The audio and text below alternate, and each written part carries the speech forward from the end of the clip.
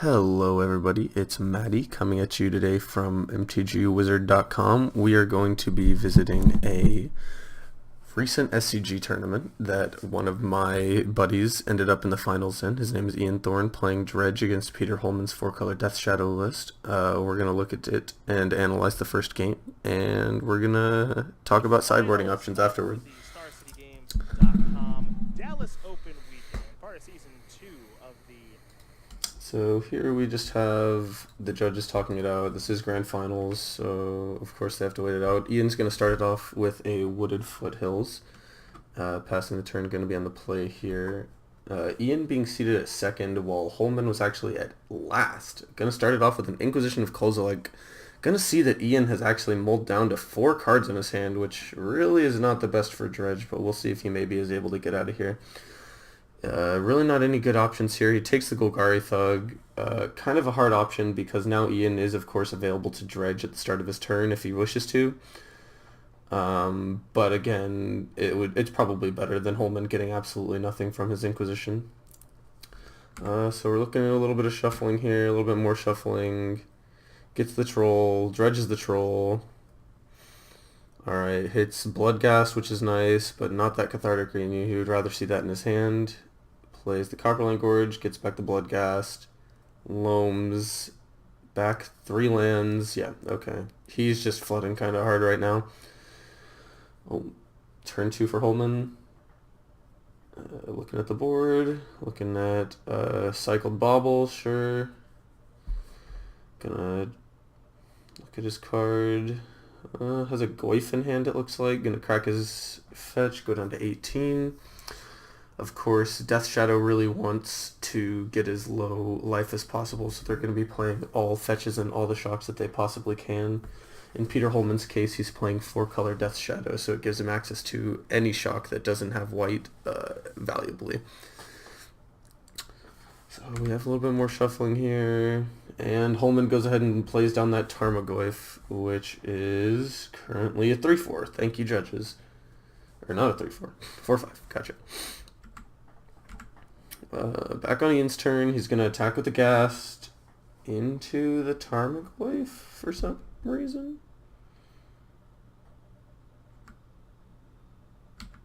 I don't... Oh, and then he's going to kill it. Okay, that makes sense.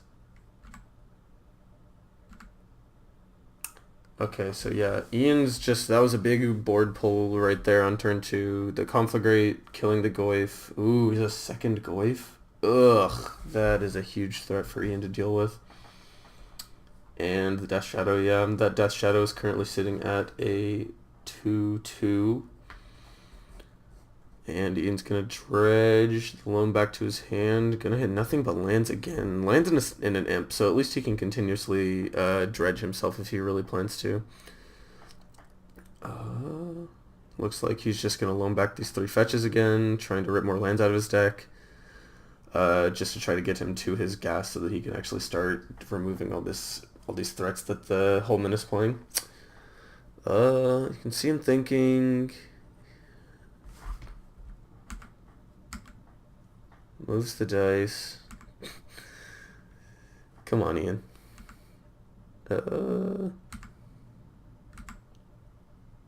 Yeah, he's just gonna pass. I think he only has lands in his hand, if I see correctly. Starfire. Did he Starfire himself? He did. Okay, yeah, that is gonna pump up that Death Shadow. And Ian's gonna go to 9. Jeez. So we're looking kind of sketchy here for Ian.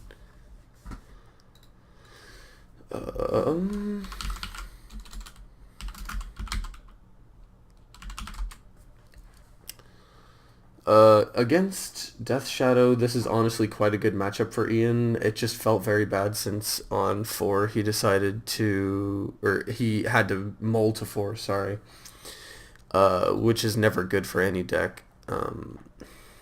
What we're looking at in the board against this deck is probably Leyline of the Voids, maybe some... it's really just Leyline of the Void in my opinion. the deck has a quite a good matchup, but I mean, you could really pull in the ley lines if you want, because it'll really mess them up on turn 0 if you actually have it. It'll completely shut down their Timerglyphs, and it doesn't really shut down their Death Shadow plan. The board for Dredge doesn't look like it's too kitted to mess with Death Shadow, but the only real reason for that is because it has a relatively good matchup. Okay, yeah. And Ian's going to go ahead and scoop it up.